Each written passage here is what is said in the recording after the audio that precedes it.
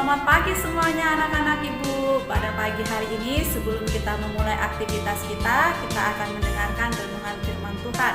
Mari kita siapkan hati kita untuk mendengarkan kebenaran firman Tuhan. Kita bernyanyi satu lagu, Jangan Lelah Bekerja di Ladangnya Tuhan. Jangan lelah bekerja di ladangnya Tuhan, Roh Kudus yang beri kekuatan, yang mengajar dan menopang. Tiada lelah bekerja bersamaku Tuhan, yang selalu mencukupkan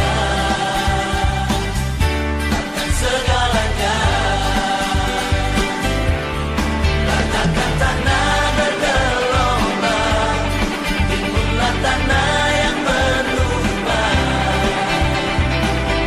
menjadi siap dibangun di atas dasar iman. Ratakan tanah bergelombang, timbullah tanah yang berlubang, menjadi siap dibangun di atas dasar iman. Shalom, selamat pagi. Firman Tuhan hari ini terambil dari kitab Matius 13 ayat 24 sampai 30. Ibu akan membacakannya untuk kita semua. Anak-anak ibu boleh mengikutinya dari rumah ya. Perumpamaan tentang lalang di antara gandum. Yesus membentangkan suatu perumpamaan lain lagi kepada mereka. Katanya, hal kerajaan surga itu seumpama orang yang menabur benih yang baik di ladangnya. Tetapi pada waktu semua orang tidur, datanglah musuh menaburkan benih lalang di antara gandum itu, lalu pergi. Ketika gandum itu tumbuh dan mulai berbulir, nampak jugalah lalang itu. Maka datanglah hamba-hamba tuan ladang itu kepadanya dan berkata, "Tuan, bukankah benih baik yang Tuan taburkan di ladang Tuan? Dari manakah lalang itu?" Jawab tuan itu, "Seorang musuh yang melakukannya." Lalu berkatalah hamba-hamba itu kepadanya, "Jadi, maukah Tuan supaya kami pergi mencabut lalang itu?" Tetapi ia berkata, "Jangan, sebab mungkin gandum itu ikut tercabut pada waktu kami mencabut lalang itu. Biarkanlah keduanya tumbuh bersama sampai waktu menuai. Pada waktu itu, aku akan berkata kepada para penuai, kumpulkanlah dahulu lalang itu dan ikatlah berkas-berkas untuk dibakar.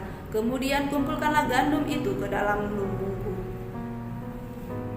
Nah, anak-anak ibu yang dikasihi Tuhan dan anak-anak yang mengasihi Tuhan, tema firman Tuhan pada hari ini adalah penuai yang abadi. Nah, anak-anak ibu, kejahatan dan ketidakadilan seringkali terjadi sehingga orang benar mengalami pergumulan dalam kehidupan mereka. Dalam firman Tuhan ini, Matius menceritakan pengajaran Yesus tentang bagaimana respon orang percaya di dunia ini. Yesus mengajarkan tentang kerajaan surga melalui perumpamaan lalang di antara gandum. Gandum adalah sumber makanan penting. Oleh sebab itu, petani di Israel mengharapkan hasil panen gandum yang melimpah. Hanya saja pada masa itu sering terjadi kesulitan karena musuh sering menaburkan lalang ke ladang lawannya. Jelas sekali pertumbuhan gandum jadi terganggu.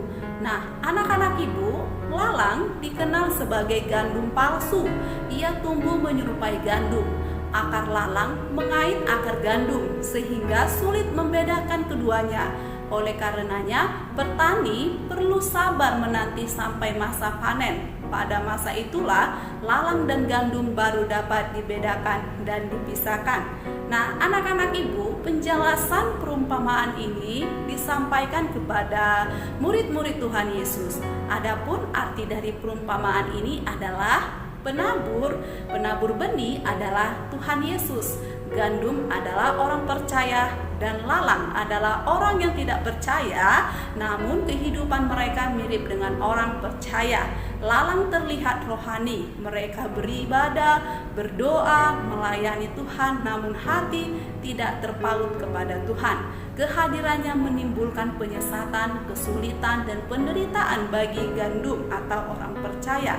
Tentu, orang percaya berharap dirinya bisa segera lepas dari situasi adanya lalang. Uniknya, Yesus tidak menghendaki umatnya main hakim sendiri. Tuhan justru berkata, biarkanlah keduanya tumbuh bersama sampai waktu menuai. Lalang tidak perlu segera disingkirkan. Sebab Yesus lebih peduli pertumbuhan gandum. Akan ada masanya, segala sesuatu akan dihakimi oleh Sang Tuhan yang adil. Nah, anak-anak ibu, perlu kita ketahui bahwasanya dalam kenyataannya kejahatan ada dalam hidup kita. Namun bukan hak kita untuk menilai dan menghakimi mereka yang jahat. Masa ini adalah masa ketika Tuhan menjadikan gandum meningkat kualitasnya melalui segala kesulitan kehidupan. Kita bersyukur kepada Tuhan yang memegang jalan hidup kita dan menjadikan hakim yang adil. Dan melalui lewat kebenaran firman Tuhan ini mengingatkan kita kembali bahwasanya akan ada masanya di mana Tuhan sendirilah yang akan menjadi hakim bagi kita. Demikian firman Tuhan yang boleh Ibu sampaikan bagi kita semua. Kita bersatu di dalam doa. Kita berdoa. Bapa di dalam surga, sungguh kami bersyukur Tuhan buat kasih dan anugerah yang Engkau berikan kepada kami. Terkhususnya Tuhan, buat pagi hari ini kami boleh mendengarkan dan merenungkan sebagian firman Tuhan yang mengingatkan kami kembali bahwasanya Tuhanlah yang menjadi hakim atas kami. Bapa di dalam surga, sebentar kami akan melakukan aktivitas kami, yaitu proses belajar mengajar. Kiranya Tuhanlah yang memberkati kami, Tuhan yang memberkati anak didik kami, dan Tuhan memberkati orang tua mereka. Tuhan berikan kesehatan dan rezeki.